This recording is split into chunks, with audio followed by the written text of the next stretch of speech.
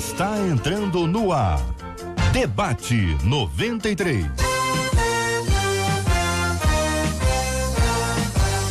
Realização 93 FM. Um oferecimento Pleno.news. Um olhar diferenciado além da informação. Apresentação J.R. Vargas. Alô, meu irmão. Alô, minha irmã. Aqui fala J.R. Vargas. Estamos de volta, começando aqui mais uma super edição do nosso Debate 93 de hoje, nessa quinta-feira, dia 21 de fevereiro de 2019. Fale com o Debate 93. 2461-0093. E-mail debate@radio93.com.br. Facebook Rádio 93 FM. Site www.radio93.com.br. Fale com a 93 pelo WhatsApp 96803-8319. 96803-8319. Marcela Bastos, muito bom dia. Muito bom dia, JR, nossos ouvintes e nossos debatedores. Você que acompanha a gente sabe que 96803-8319 é o nosso WhatsApp. Sabe também que no WhatsApp, além de participar dando opinião no debate, você manda pra gente o aniversário do seu pastor e da sua pastora. Hoje é aniversário deles, envia pra gente o nome deles, o nome da igreja, que aqui ao final nós iremos orar e agradecer a bênção. Muito bem, Marcela Bastos, vai cantar hoje no programa ou não vai? Hoje ainda vai ficar resistindo aí a oportunidade? Você faz as perguntas que você já tem as respostas, né?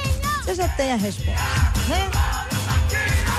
Essa aqui dá pra cantar, não dá não, Pedro e Thiago? As crianças vão assustar. As crianças vão cantar, e daqui a pouquinho então a Marcela vai cantar. A Marcela vai chegar o dia que ela vai falar assim, JR, me dá uma oportunidade. Eu falo assim, não sei, vou pensar, vou ver se será possível, se não vai ser possível. Estamos juntos no Debate 93. Minha gente, aqui uma de nossas ouvintes mandando o seguinte assunto pra gente: é possível amar tanto uma pessoa a ponto de perder a própria personalidade? Quem ama deseja ter e ser o mesmo que o outro? Como lidar com a admiração sem fazer disso algo prejudicial? E o que dizer de alguém que diz que ama, mas que torce para que tudo em sua vida dê errado? Pastor Rômulo Rodrigues, eu começo ouvindo a sua opinião. Bom dia, seja bem-vindo ao Debate 93 de hoje. Bom dia, meus irmãos, bom dia, debatedores, bom dia, queridos ouvintes da nossa Rádio 93.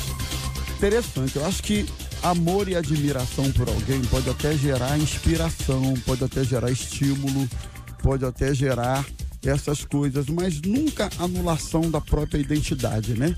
Eu acho que alguém que se inspira no outro a ponto de deixar de ser ele mesmo, eu não vejo como saudável esse tipo de influência. Então, inicialmente, eu queria ponderar a respeito disso aí. Ninguém pode perder a própria personalidade. Inspiração, amor, admiração são uma coisa. Agora, perda da identidade própria é outra coisa que, no meu entender, tem nada a ver com amor, aí, não. Quando a pessoa começa a imitar outra pessoa, a tal ponto, você fala de um jeito, começa a imitar outra pessoa porque admira a pessoa. Não é uma forma de perder também a personalidade, pastor Rômulo? Eu quero já aproveitar para abrir e para apresentar conosco no programa já aqui o pastor Neemias Lima, a doutora Débora Ferreira, são as nossas meninas da mesa de hoje. Então eu converso com o senhor e já os microfones estão absolutamente abertos aqui. O senhor vai mudando a voz, o jeito de andar, às vezes o pastor, até o pastor, né? Não tem isso ou não? Exatamente. Eu acho que na medida que você vai se descaracterizando, né? Deixando de ser você, anulando o seu jeito de ser, isso não é bom, isso vai virando uma patologia. E vejo que Deus nos criou como pessoas únicas, personalidade, jeito de ser, características, uma digital única. Então você, para ser querido, amado, para ser respeitado e ser usado por Deus, né? No caso aí para quem crê e acredita nisso, eu acho que você não precisa deixar de ser você para ser ninguém, não. Seja você. É a forma mais original, é a maneira mais interessante de ser respeitado, querido e amado por aqueles que convivem ao seu lado.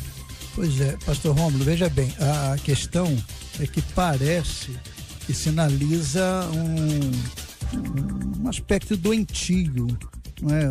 Por quê? Primeiro que a personalidade não pode ser perdida mesmo. Está sendo revelada aí, no caso, e sinalizada uma condição daquela personalidade. Sobre a imitação, o ser humano, de certa forma, é tendente à imitação.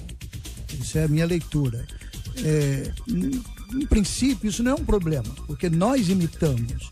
O problema é quando isso se desenvolve para uma perda das suas próprias características e querendo viver o outro. Aí é outro problema. É verdade. Aí a gente entra na questão da influência, né? Todo ser humano é influenciável. Não importa a dimensão dessa influência, em algum momento ou proporção, você é influenciado por alguém e você influencia alguém. Eu acho que estabelecer a linha divisória do gramado entre a influência sem a perda da originalidade, eu acho que aí é um desafio, né? E é uma averiguação que a gente precisa fazer constantemente. Alguém está me influenciando, ok, mas eu estou perdendo a minha originalidade? Isso precisa ser verificado. Em geral, quem descobre isso é o outro. O outro é que diz assim, ó, você tá imitando, você tá igual fulano, hein? Porque o próprio indivíduo, ele vai se aprimorando em imitar o fulano que ele admira. Ele vira uma cópia, né? Aí, doutora. Chega aí, doutora. Bom dia, bem-vinda. A nossa menina da mesa de hoje. Vamos apresentar de novo. Bom dia. Um prazer estar aqui com vocês. Ele vira uma cópia, né, pastores? Porque uma coisa é você ter referência, outra coisa é você se descaracterizar para viver o que o outro é.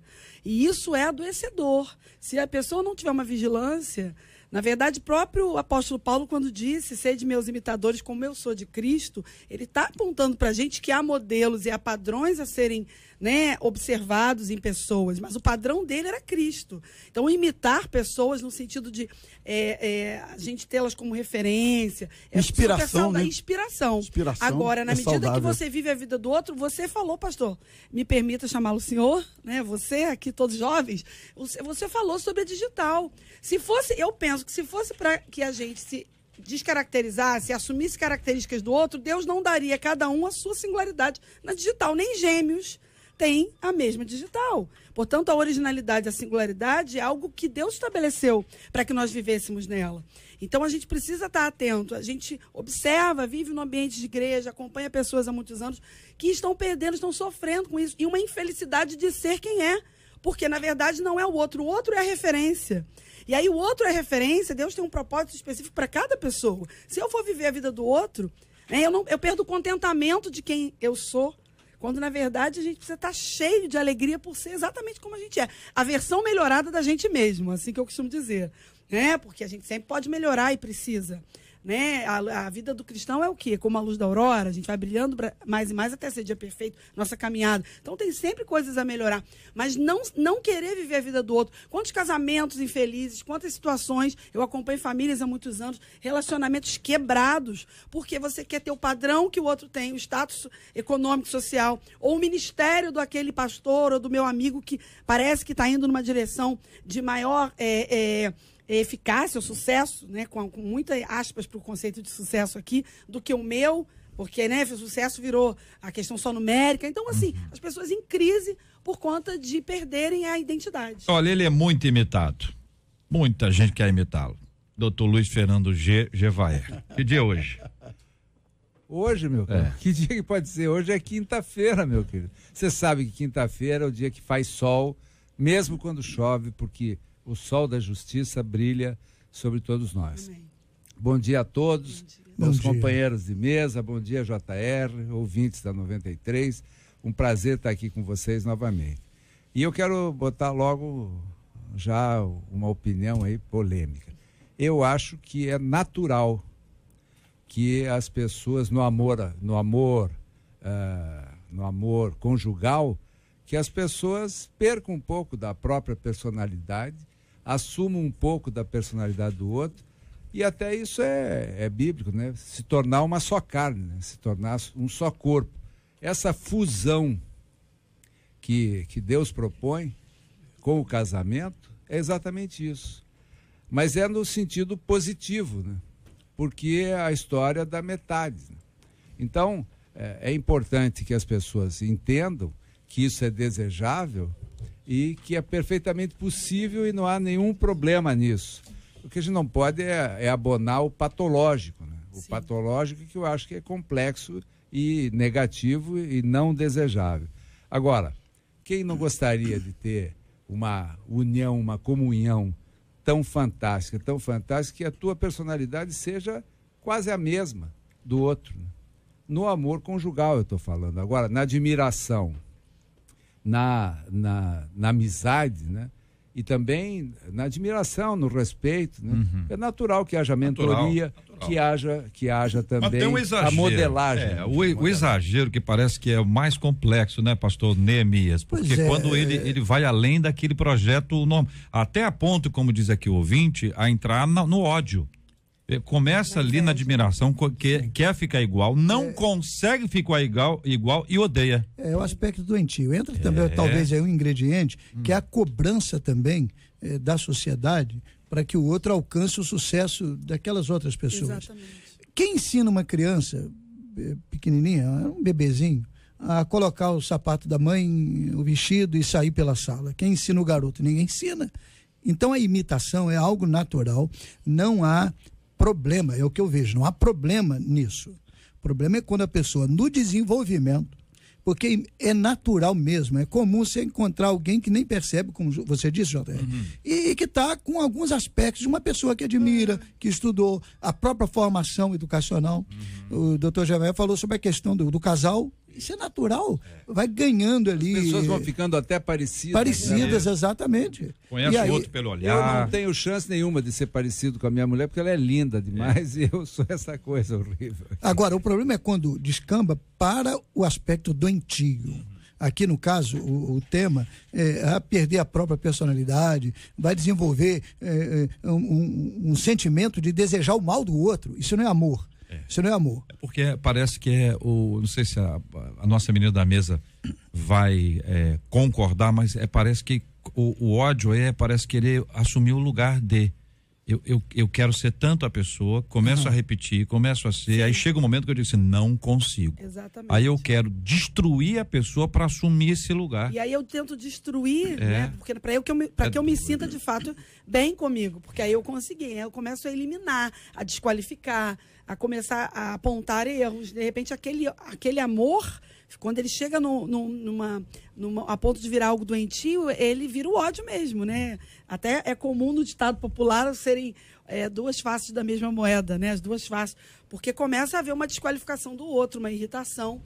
Só dar um pitaco, claro, desculpa. Veja bem, na perspectiva cristã, eu sei, alguém diz que a linha é muito tênue entre o amor e o ódio. Sim. Eu sei. E é compreensível, mas na perspectiva cristã, o amor, ele é insuperável, ele está além disso. Eu sei que é algo difícil. O que eu consigo ler, por exemplo, para Platão, o amor era o quê? Era o desejo. Você desejava. Então, aquilo que você deseja, para ele era amor. Vem Eros. Para Aristóteles, já não é o que você deseja, é o que você alcançou, é a alegria, é a felicidade. Cristo vem, não é nem Eros e nem é filia, é entrega. É entrega em favor do outro. Olha só que...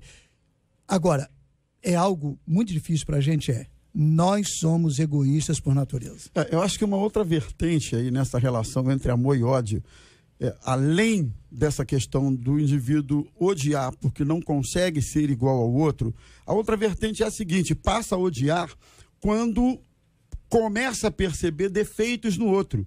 Eu acho que essa questão da imitação, quando chega a ponto de perder a sua originalidade, ela acaba projetando no outro indivíduo um ser que não falha, um ser acima do bem e do mal, um ser que não comete erros. E em algum momento esse ser vai cometer erros, vai frustrar você, vai decepcionar você em algum ponto. E aí você não está preparado psicologicamente, não há uma estrutura emocional para se deparar com essas frustrações. Então se estabelece a tal relação amor e ódio, porque você perdeu a sua identidade.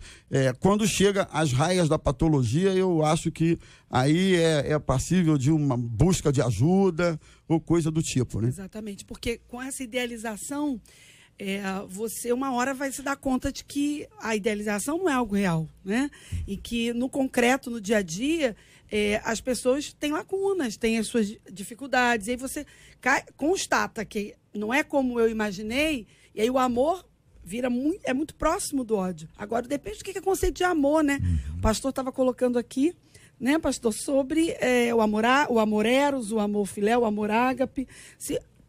Quem ama não vai desejar que o outro seja mal sucedido. Isso não é amor. Isso pode ser chamado de qualquer outra coisa, mas o amor, biblicamente falando... Para Platão era, o que eu consigo ler. Sim. Você deseja muito algo, conseguiu, você começa a perder o amor por aquilo. Na perspectiva... Entendeu?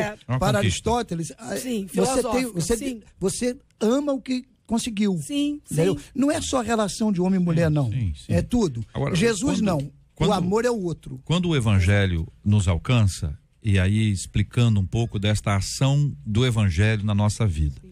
O evangelho mostra que se um indivíduo tem uma autoestima muito baixa, a ponto de viver em função de alguém, o evangelho chega e diz, olha, peraí, vocês são iguais. Você pode desenvolver, melhorar, você pode crescer, mas vocês são igualmente importantes para Deus. O indivíduo se sente valorizado por Deus porque foi uma demonstração, uma entrega extremamente grande de amor. A gente vê isso na Bíblia inteira, mas estou pensando aqui nesse aspecto que envolve a entrega de Jesus Cristo, a redenção daquele indivíduo. Se o indivíduo tem algum tipo de ódio, o evangelho diz para ele, olha, esse ódio está fora, cara. Você tem que amar ao próximo como a si mesmo. E até essa expressão, amar ao próximo como a si mesmo, equilibra, torna um relacionamento equilibrado. Então, se uma pessoa tem, com a melhor das intenções, uma admiração extrema por alguém, o evangelho chega e diz, olha, calma aí, você tem que amar a pessoa como você é amado, você deve respeitar a pessoa, admirar a pessoa, encorajar a pessoa, mas você também é uma pessoa, é um indivíduo. Veja que na história de Barnabé e Saulo, quem lê antes da grande explosão do ministério do apóstolo Paulo vai entender que é Barnabé. Aí vem Saulo, Deus usa Paulo de uma forma única, Deus usa Barnabé de uma outra forma, Pedro de uma outra forma, o Tiago de uma outra forma. Você vai vendo os discípulos e os líderes bíblicos, Priscila e Áquila, cada um do seu jeito, todo mundo é importante. Sim, sim. Perde aquela ideia de que eu sou menos importante, o importante é aquela pessoa porque ele tem sucesso, ele tem êxito. Isso o evangelho nos ensina. E a própria palavra, quando você citou, JR, amarás o teu próximo como a ti mesmo. É uma observação que parece algo tão simples, mas é como. Né? Não é mais que a si mesmo, não é menos do que a si mesmo, é como a si mesmo. Então há uma medida de igualdade. Tudo que sai desse padrão... Equilíbrio, né? O equilíbrio tende a cair no patológico. São 11h25 aqui na 93 FM. Você participa aqui no Facebook da 93. Temos aqui uma live gravada aqui na abertura do programa, onde nessa live você pode apresentar aqui a sua opinião sobre o programa, o comentário, aquilo que você está entendendo, se você concorda, se você discorda, fique muito à vontade. Também no nosso WhatsApp 968038319, 968038319. Sua participação com a gente aqui no Debate 93 de hoje. Este é o Debate 93 com J.R. Vargas na 93 FM. E aí, Marcela? Olha, em uma decisão inédita, Londres decidiu retirar a nacionalidade britânica daquela menina, Shamima Begum, uma jovem que... deve ser Quem assim que é essa fala, menina né? que você falou? Shamima Begum, deve ser assim. Shamima. Se não for assim, vai passar a ser assim. A turma deve lembrar dessa notícia. Ela se uniu a um grupo extremista, o Estado Islâmico, na Síria em 2015. Ela resolveu sair da casa dos pais, de Londres, e ir para lá. Na época ela tinha 15 anos. Agora, 4 anos depois, ela quer voltar para o Reino Unido. E a família dela está buscando todos os caminhos legais para poder contestar a decisão do governo britânico. O destino da jovem, vale ressaltar aí, que essa menina perdeu seus 2 primeiros filhos pequenos por causa de doenças, e agora ela acabou de dar à luz a um bebê no campo de refugiados lá na Síria. Esse retorno dela para Londres está dividindo os britânicos aí. E ela tem apelado por compaixão. Ela disse assim: eu acho que as pessoas deveriam ter compaixão por mim, por tudo que eu experimentei.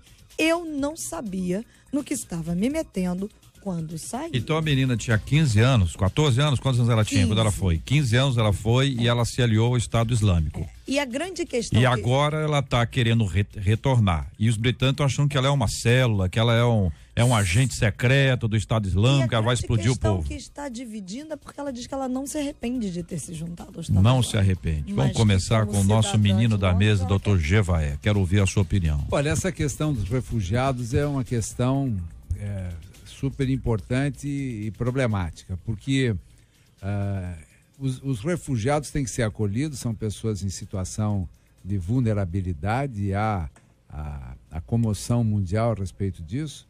O problema é que, junto com os refugiados legítimos, vem muitos terroristas infiltrados e muita gente que vem com propósitos diferentes. Então, há um rigor muito grande, na Europa principalmente, com relação a isso. E quando essa moça perdeu a possibilidade da nacionalidade britânica por conta de ter se aliado a grupos terroristas, porque eu acho também o seguinte, quem se alia a grupo terrorista abre mão da sua personalidade, abre mão da sua nacionalidade, abre mão do seu amor próprio, do seu senso de justiça, e passa a servir alguém que é sanguinário com propósitos exclusivamente destrutivos. Então, é uma opção que a pessoa pode fazer. E agora ela quer voltar. Eu, pessoalmente, acho que deve prevalecer o direito coletivo em face da possibilidade de um direito individual acabar comprometendo o coletivo, né? Porque eu acho que isso vem também em reforço ao tema anterior. Num tempo de individualidades, às vezes as pessoas esquecem o coletivo, né? Então, não, é um direito dela, coitada, uma moça, etc. E também nós estamos aqui examinando isso sem profundidade. Mas, a princípio, eu acho que dificilmente ela vai conseguir do governo britânico essa possibilidade de voltar.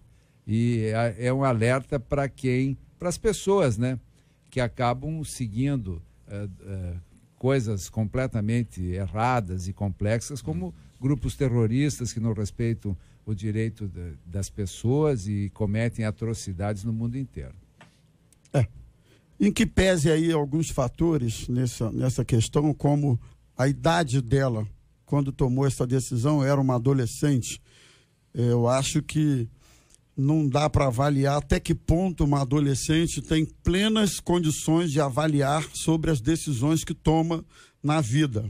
Então, em que pese isso, em que pese a comoção de parte dos britânicos que me parece que querem aceitar a clemência e a volta dessa menina ao seu país de origem. Em que pese tudo isso, eu acho que a questão é muito delicada, é muito complexa. Não dá para você achar que é tão simples assim.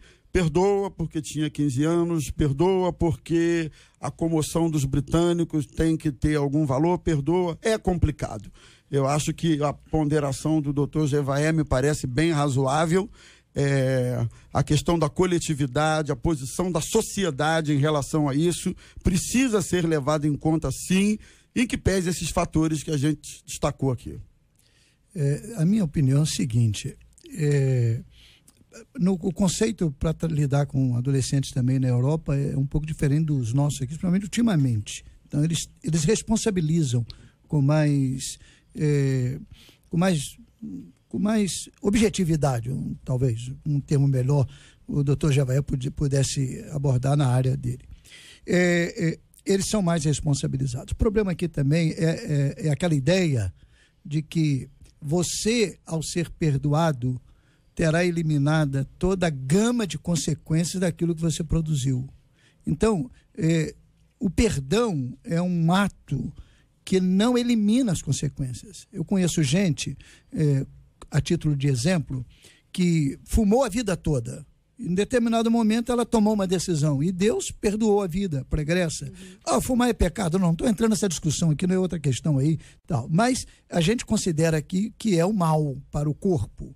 E aí ela toma uma decisão, daí a 10 anos apareceu um câncer de pulmão. Você vai ao médico, o médico diz o quê? Olha, você fumou?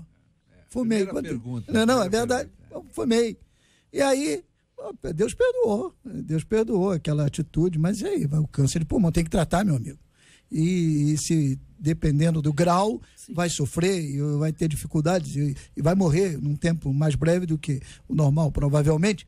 Por quê? Porque a consequência não é tirada. Deus pode tirar a consequência? Também pode. Deus pode tudo. Deus é poderoso. Mas não é não é o programa pedagógico dele, não. Exatamente. Entendeu? Não é o programa pedagógico. Independente dos 15 anos, todos nós, na vida adulta, em qualquer fase, a gente tem que lidar com os efeitos daquilo que a gente escolhe. E isso também amadurece. A gente aprende com os nossos erros. Agora, claro que há diferenças, né? Agora, nas consequências. Eu acho que, de repente, uma atenção a ela, não é? Do povo inglês, britânico, uma orientação, vamos dizer lá, olha, nós acolhemos e você vai ser acompanhada num sistema de não reclusão total, não sei como. Mas é um negócio. Mas é difícil. Só para pensar o seguinte, a lógica é a lógica do terrorismo. É isso. Não é a lógica do malfeitor. Isso aqui roubou banco a vida toda, agora tá de volta, vamos ficar de olho nele. O que a gente faz? Deixa ele longe do banco. Entendeu? E não pode passar na frente de banco. Você é proibido passar na frente de banco. Não, o cara matava a pessoa com faca. Você é proibido usar faca. Você não pode usar arma. Você tem uma lógica. Agora, a lógica do terrorismo é o seguinte: o que acontece? Vocês sabem muito bem disso. O grande receio em todos esses lugares e esses países, especialmente, a Inglaterra viveu isso aí, de ter a célula. O que é a célula? O cara vem, chega ali, monta o esquema dele, alicia as pessoas, treina as pessoas, ali tem uma célula. Não é, os caras não vêm de avião ali, é de dentro, a explosão é interna. Então a vinda de uma menina como essa produz para as pessoas um receio. Onde é que essa menina vai estudar? Em que bairro ela vai morar? Pensa bem, vai ficar no condomínio que você mora. O que está maluco? Vai ter manifestação, vai ter gente contrária. É uma questão que é mais...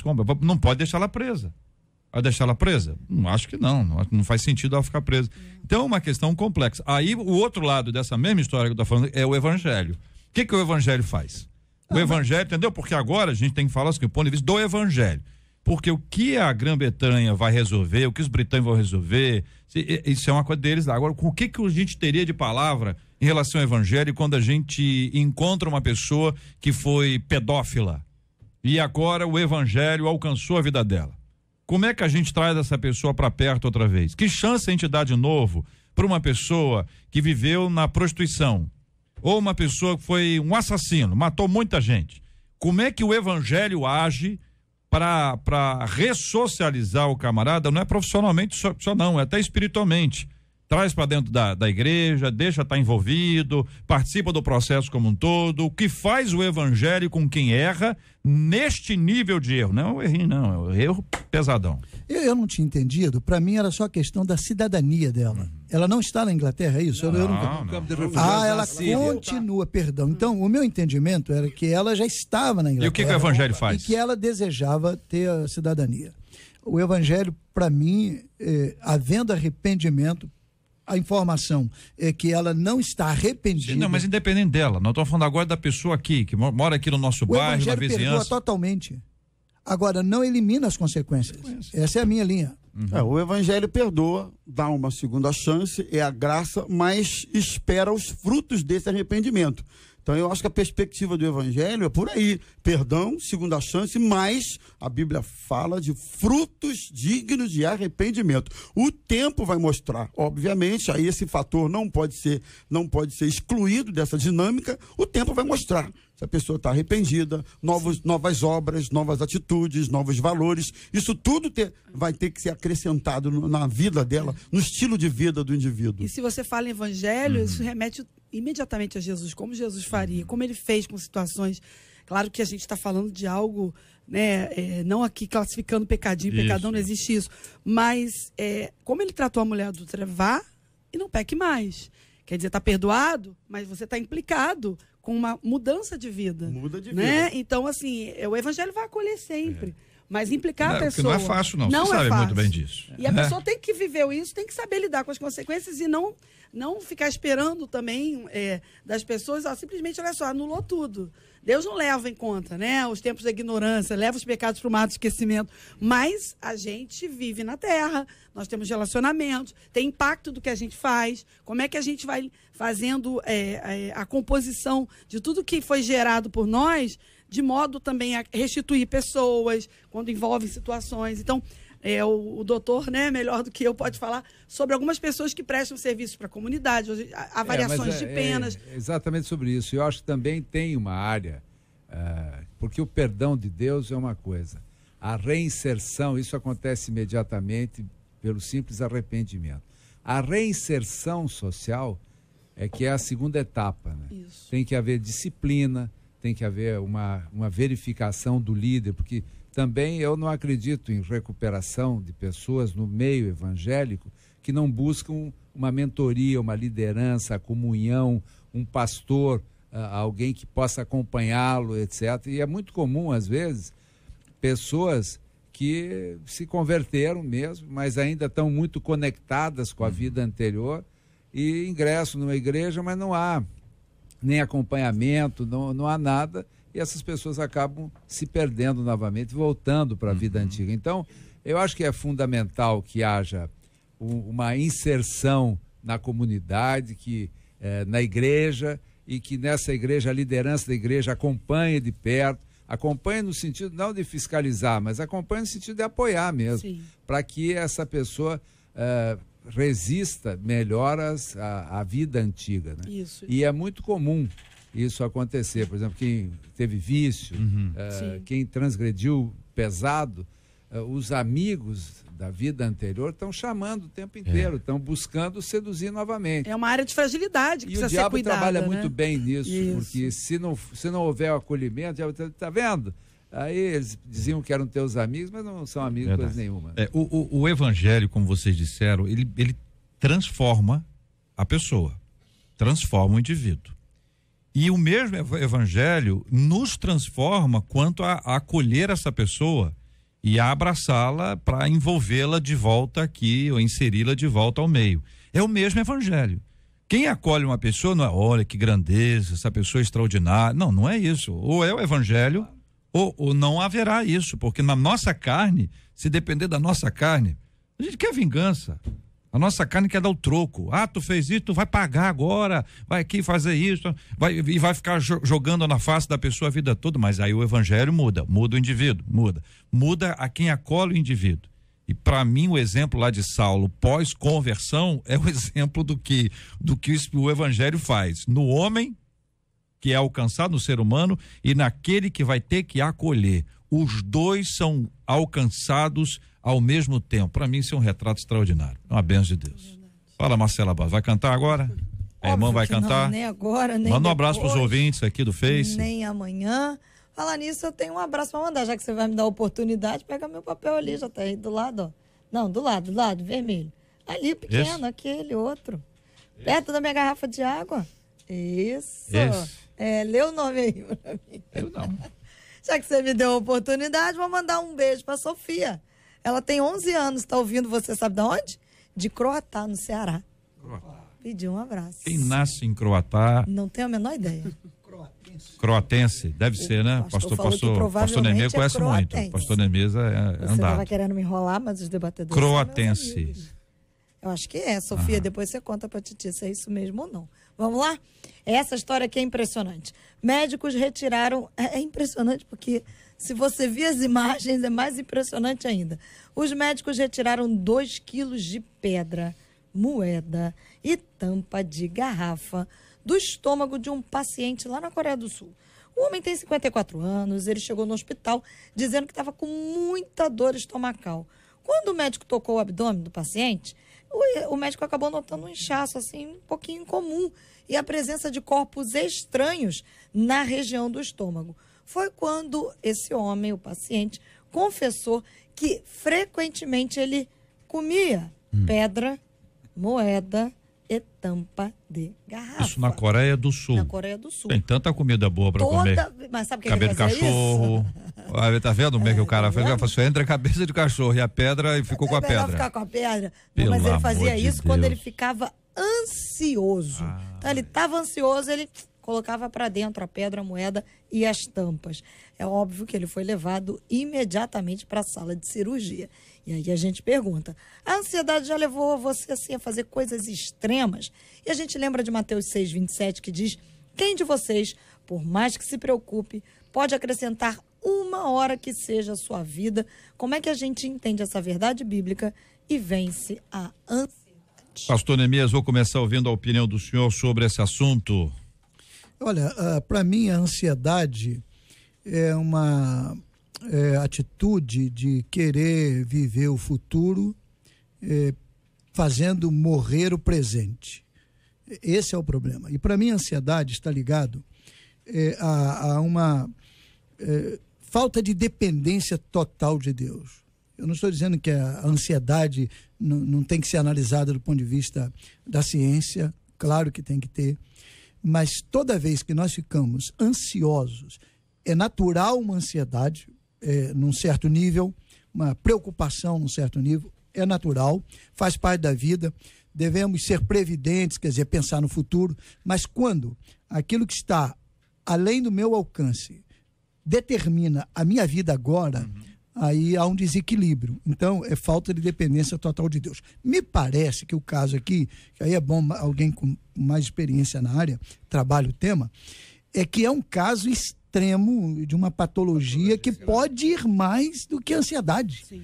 Pode ser, eu nunca vi, eu já vi unha, né? Quem já comeu unha, né? A gente fica lá no interior, dizia no sabugo, né? Sabugo. Lá na roça, então no sabugo. Criança come terra. Criança come terra, da parede ou do chão de vez em quando. Mas por ansiedade também. Não, aí é criança. É criança. Então, embora a ansiedade também esteja alcançando hoje crianças. Verdade. Então, para mim, essa é uma questão que o ser humano precisa trabalhar. E à medida que ele, no Evangelho, eu creio que o Evangelho tem solução. O Evangelho não elimina problema, não elimina doença, mas ele, no momento que ele descobre isso e ele passa a depender de Deus, ele vai eliminar muito de ansiedade na vida. Sim. Ó, eu queria falar um pouquinho, não é tão incomum, viu, pastor Neemias, porque até no Brasil tinha um rapaz que era uma personalidade da música, etc. Ele teve essa doença. Pilha, né? Comia pilha. Comia pilha. E várias vezes foi internado para retirar essas pilhas do estômago. Então, isso é uma doença psiquiátrica, né, que faz com que a pessoa tenha essa compulsão, né? Agora, a ansiedade, eu acho que é o mal do século, né? É muito difícil você evitar a ansiedade, porque sempre você está numa expectativa de que alguma coisa você tem que se antecipar, porque senão vai acontecer contra você, né? Então, ou você já está defasado, né? Exatamente, porque até a própria vida moderna, né, te coloca numa ansiedade permanente. Eu acho que é importante essa sua observação com relação a você ter confiança em quem te conduz, né? Se você tem confiança, as coisas diminuem bastante, mas há estudos seríssimos hoje e comprovadíssimos que a oração e a meditação reduzem assustadoramente casos de ansiedade mais graves, né?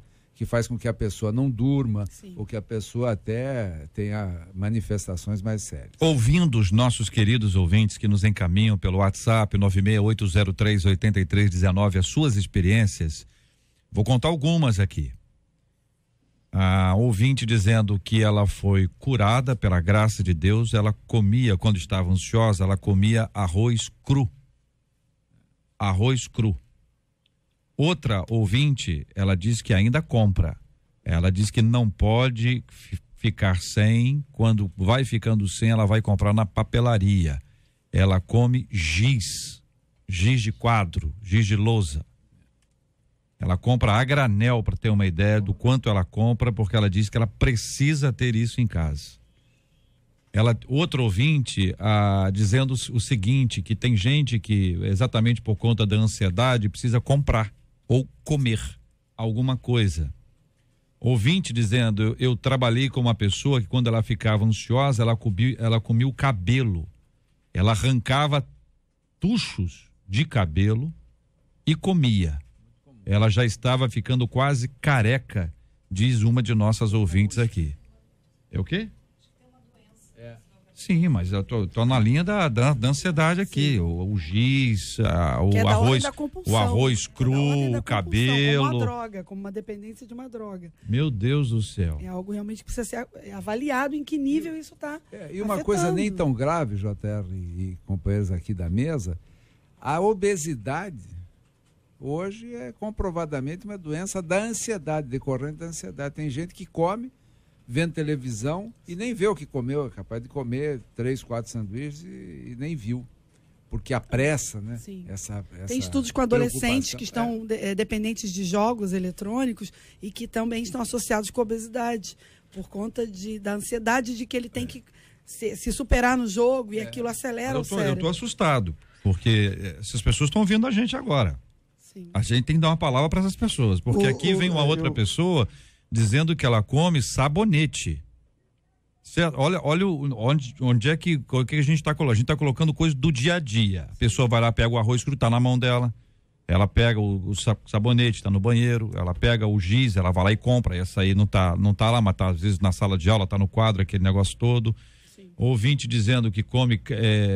Não, isso aqui não vou falar, não. Vai lá, pastor Nenê. Não, o reverendo Augusto Nicodemos, ele trabalhou Filipenses 4, 6-9, em tudo sejam conhecidas diante de Deus as vossas orações e tal. Ele trabalhou o seguinte, naquele texto, logicamente que não se reduz a isso. Ele diz que 3 atitudes para vencer a ansiedade. Primeira é você colocar tudo para Deus em oração. Então, apresenta a Deus em oração. Então, é a confiança. Segundo, é você buscar fazer as coisas certas. Interessante que aquele Karnal tem um videozinho que ele trabalha aqui, e ele não é um cristão, mas ele trabalha o seguinte, você fazer a coisa errada é um problema, porque você depois cria um problema para você de ordem emocional, e ele trabalha, muito interessante o videozinho dele. Então, o Augusto Nicodemo diz, fazer o que é certo, o que é correto, buscar fazer o correto, evitar o atalho, evitar dar o jeitinho, fazer o que é certo. E, em terceiro lugar, é você praticar aquilo que você aprende. Eu acho que hoje, e aí é uma meia-culpa, e nós devemos lutar por isso e resgatar, eu acho que hoje, no contexto evangélico, há muito pouco de conteúdo ético para ajudar as pessoas a fazer o que é correto e buscar orientação. Agora, na minha leitura, quando chega um caso desse, que nós estamos analisando, dos que foram citados, a igreja precisa providenciar recursos para a pessoa buscar profissionais. Sim. Nós não temos condições, nós não temos condições. Tem uma área espiritual e já entrou na questão emocional muitas vezes. Exatamente. Aqui o ouvinte tem dizendo, que dar profissionais eu tenho uma amiga que come pó de café. Outra ouvinte diz que ela chupa o gelo o tempo inteiro, pega o gelo e vai encaminhando aqui. Outro ouvinte traz essa palavra aqui diretamente pro doutor Gevaé, dizendo, JR, agora eu entendi porque eu sou gordo. Por causa da ansiedade, você falou. Eu como alpiste, ouvinte falando, alpiste, pastor Rômulo, do passarinho. Meu Deus, eu estava pensando o seguinte, existem pelo menos 3 níveis de ansiedade. Existe aquela ansiedade natural, irmãos. Quem vai fazer a entrevista para um emprego fica naturalmente ansioso. Quem vai se casar fica naturalmente ansioso. Quem vai fazer uma cirurgia fica naturalmente ansioso. Até aí eu vou. Nível de ansiedade natural. Existe o nível de ansiedade paralisante, que é aquela ansiedade que trava você. Você não faz mais nada por conta da possibilidade do que vai acontecer. Daí a expressão preocupação, né? Inclusive, algumas pessoas usam essa expressão se referindo a Deus. Eu, particularmente, não sou muito simpático a ela. Eu vejo algumas pessoas dizendo, Deus está preocupado com você. Não tem sentido. Preocupação significa ocupar-se antes do tempo. Então, existe a ansiedade que trava, que paralisa, você não faz mais nada por conta do futuro. E existe um nível de ansiedade, que é o que está prevalecendo aqui na mesa, que é a ansiedade patológica. Eu acho que aí come alpiste, come pó de café, come pedra, come essas coisas todas, irmãos, aí é psiquiátrico, né? Já foi dito aqui. Aí tem que ter um tratamento. Eu acho que a conjunção de duas áreas que podem ajudar essas pessoas. A área técnica, né? Um psiquiatra, um psicólogo, e a área espiritual, obviamente, também vai atuar nisso aí. Não sei se o pastor Rômulo concorda, mas eu diria o seguinte, que a pessoa precisa passar por uma avaliação. Exatamente. Para saber se é uma questão psiquiátrica ou até uma questão psicológica. Porque a gente às vezes diz, olha, isso aí, mas às vezes é um gatilhozinho. Sim. Né, doutora? Que às vezes dá para poder. Sim, agora, não pode ter nenhum tipo de preconceito com o psiquiatra. Tem psiquiatra crente, ele tem que pagar a escola das crianças dele, ele tem que almoçar, ele tem que jantar, pagar o IPTU e o PVA, ou seja, ele precisa sobreviver. Sim. Ele é um cristão que estudou uma matéria muito complexa, muito difícil, para a qual é fundamental que haja muito tempo de dedicação e de estudo. Então não fica assim, com essa coisa com psiquiatra, psiquiatra, quem vai no psiquiatra, né, não sei o quê. Aí nós já estamos numa outra era, né? Desconstruir. Agora, o ouvinte aqui, ela gosta de comer pipoca, até eu. Mas era um negócio dela que ela disse que ela come um bacião. O marido da outra ouvinte aqui consome massa de macarrão cru. Ou crua, né? Massa é crua. Eu acho, doutora, que tem uma coisa conectada à infância aqui, não tem não? É porque é uma coisa que fica ali, um crocantezinho, alguma coisa assim. Pode ter, depende. O alpiche, pastor Neemias, eu tenho mais dificuldade, mas eu lembro quando começaram a aparecer os primeiros hambúrgueres com gergelim. Eu achava que era alpiste. É verdade. Os primeiros, lá em 1521, 22.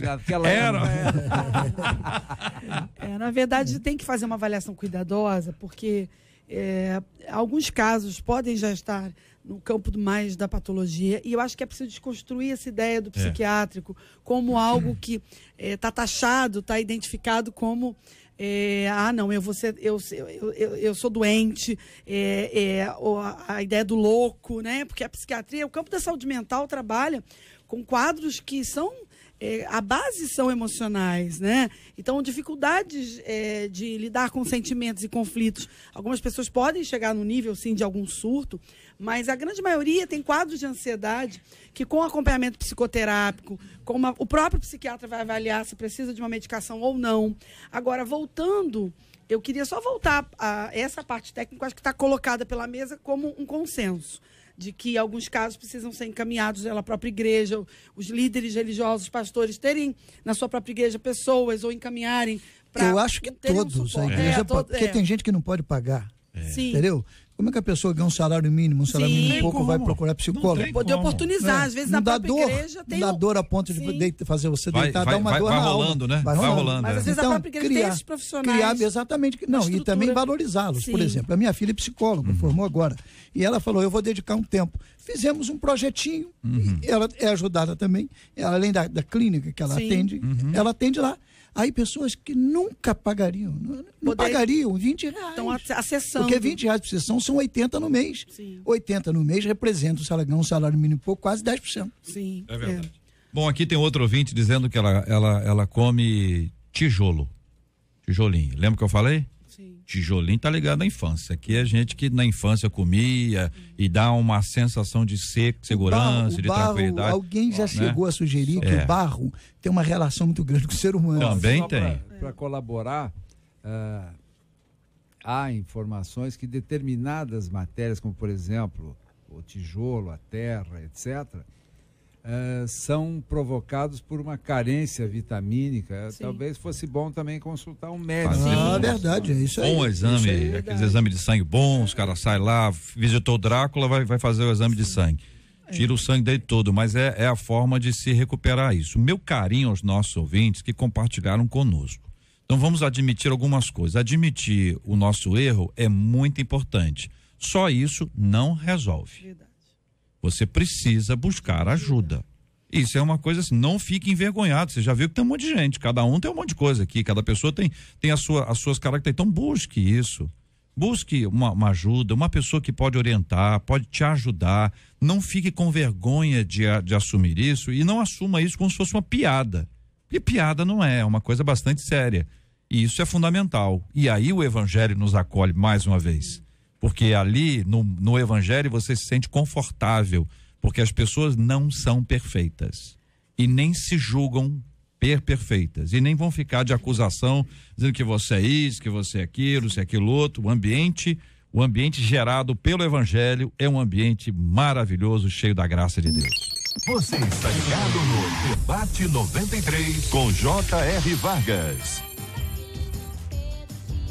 Vamos lá, dar parabéns, pastor Elias da Silva, da Igreja Batista Monte Moriá, em Duque de Caxias. Pastor Jorge Henrique Gomes, da PIB Mutuaguaçu, da pastora Nildenete Machado Pereira, da Segunda Igreja Evangélica Sinais e Prodígios, lá em Belfor Roxo, a bispa Eliana de Jesus Leocádio, da Igreja Apostólica Ministério Terra Nova em Campo Grande, e o pastor Ananias Pereira, da Assembleia de Deus Remanescente em Cristo, no Complexo do Alemão, todos fazendo aniversário hoje. Muito bem, quero agradecer o carinho dos nossos maravilhosos ouvintes nos acompanhando, que Deus continue abençoando os pastores aí, parabéns para todos. Fala, Marcela. A Sofia mandou um recado, não mandou? Ela não me Sofia ajudou? mandou, Sofia, você é um doce. Sofia tem 11 anos. Sofia tem 11 anos? 11 anos, a Sofia. JR, aqui é a Sofia. Oi, Sofia. Quem nasce no Croatá é croataense, mas eu sou carioca. Eu sabia Beijo. disso. Quem nasce em Croatá é croataense. Você viu? Isso é uma resposta que o Gilberto Ribeiro teria na ponta da língua. Sem dúvida. Gilberto poderia nos explicar, inclusive, ainda... A origem. Não só isso.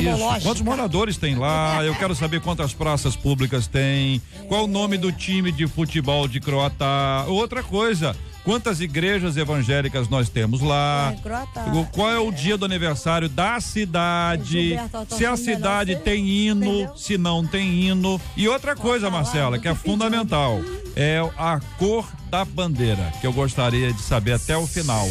Eu vou te pedir, viu, Marcela? Eu vou te pedir do pessoal aqui ainda. Não é de Dá mim, tempo é de do você ir Gilberto atrás que dessa você falou, informação. né? A cor da bandeira de Croatá. Doutor Gevaé, obrigado, querido. Um forte abraço. Obrigado a você, meu querido. Um abraço enorme dos nossos ouvintes e um beijo na minha esposa, Cristina. Maravilha. Doutora, minha querida doutora Débora Ferreira, muito obrigado, um abraço. Um abraço, eu agradeço imensamente essa oportunidade. Um abraço especial para o meu esposo, meu filho e também para os alunos do Carisma Rio e da Igreja Lagoinha Niterói, meus pastores Felipe e Mariana Valadão, que eu amo tanto. Pastor Neemias Lima, obrigado, meu irmão. Forte abraço. Obrigado, JR. Um abraço rapidinho para os membros da Primeira Igreja Batista Jardim Alcântara. Meu irmão é pastor lá. E ele falou: tô ouvindo aqui, o pessoal da igreja eu mandei. E da Igreja Batista do Braga, em Cabo Frio. E JR, é porque é um momento muito sublime pra gente. Segunda-feira, 17 horas, nós teremos a alegria de ver o nosso filho sendo submetido ao concílio. Ele já passou por 3 etapas das 4 que a Ordem dos Pastores Batistas do Brasil orienta para o exame. E é o primogênito, ele vai ser consagrado. Segunda-feira, a gente está muito feliz. Pastor, eu quero dedicar isso aí ao Senhor. Glória a Deus, que Deus abençoe. E meu irmão disse que é seu fã, viu, doutor Gelaia? Mandou um abraço para ele, um abraço. Mas olha, pastor, como é que é o nome do seu filho? É Alair Lima. Alair Lima, parabéns ao senhor, à sua esposa e à família como um todo. Que orgulho, né? Que orgulho. Que orgulho. Meu irmão, Alair em Jardim Esperança. Meu filho é João Marcos. Já mudou o nome do filho? Lima. Não. Você falou meu irmão, não. O nome do seu filho. Do filho? O Perdão. Filho. Então, meu filho é João Marcos de Almeida Lima. João Marcos, é o nome dele mesmo. Isso. O senhor não vai mudar mais, não? Não. João Marcos. Então, João Marcos vai ser... Eu pensei que você falava do irmão que é fã do doutor. Não, eu entendi. Agora, mas o João Marcos, voltando ao João Marcos, então, que orgulho, né, pastor? Parabéns. Nós estamos muito felizes. Parabéns. Foi um momento muito lindo. Que bênção. Pastor Rômulo, obrigado, meu irmão. Eu que agradeço, gente. Quero também mandar um abraço grande para as mulheres Maranata do Meier. Estão fazendo um trabalho lindo, as MMMs. Um grande abraço para vocês. Um grande abraço para o meu amigo Jorge, da Maranata, da 25 de agosto. Eu tenho certeza que ele está ligadinho aqui no nosso debate. E por último, gente, eu quero mandar um beijo para o meu filho Rominho. O Rominho passou em 3º lugar na Faculdade de Medicina no Fundão. Estou saindo daqui, indo com ele, fazia a matrícula agora na faculdade. Que alegria. Estou muito feliz, muito orgulhoso no bom sentido, porque foram 3 anos de esforço, dedicação, renúncia, empenho para finalmente conseguir o objetivo traçado. Deus o abençoou. Meu louvor a Deus, minha gratidão por esse filho de ouro um deles, né? Que Deus me deu e agora está entrando aí nessa nova etapa da sua vida. Amém. Parabéns. Graças a Deus. Parabéns, cara. Estamos todos alegres aqui. Muito bom, muito bom. E aí, Marcela? A bandeira de Croatá é branco e azul, tá? Branco Só pra e você azul. saber. Mas era uma coisa óbvia, né? Óbvio, Esperou né? esse tempo todo, fez essa pesquisa toda. Todo mundo sabe que a bandeira de Croatá é azul e branca, que lembra a bandeira. Né? E lembra a bandeira de qual outro estado? De que estado? Rio de Janeiro, né? Muito bem, muito bem. Nós vamos, quem vai orar, Marcela? Pastor Rômulo vai orar? Então nós vamos orar juntos agora, buscando a direção de Deus. Vem aí o nosso querido Gilberto Ribeiro com uma tarde maravilhosa na presença do Senhor. Vamos orar, minha gente, pelos temas que nós discutimos hoje aqui, temas nacionais, internacionais. Vamos orar para que o evangelho seja verdade na nossa vida, seja verdade na nossa igreja, seja verdade na nossa família. Vamos orar uns pelos outros, clamando pela misericórdia e graça do Senhor, pedindo ao Senhor que venha curar os enfermos e a consolar os enlutados. Continuamos a orar pelo Rio, por Brumadinho, por todas essas questões que envolvem o país, que estão aí no coração de todos nós. Vamos orar? Senhor Jesus, nós louvamos o teu nome por esta manhã, por essa oportunidade tão preciosa de debatermos assuntos que certamente envolvem não só quem manda o e-mail, a cartinha pra gente, mas tantas pessoas que se veem afetadas por esses assuntos que nós debatemos e que de alguma maneira isso possa abençoar, orientar, dar algum norte para essas pessoas queridas, Senhor. Então nós louvamos o teu nome e nessa expectativa nós oramos o nome de Jesus. Oramos pelo Rio de Janeiro, pelas pessoas enlutadas, são tantas pessoas, pelas pessoas que perderam entes queridos nessas tragédias que nós estamos vendo no Rio de Janeiro e fora dele.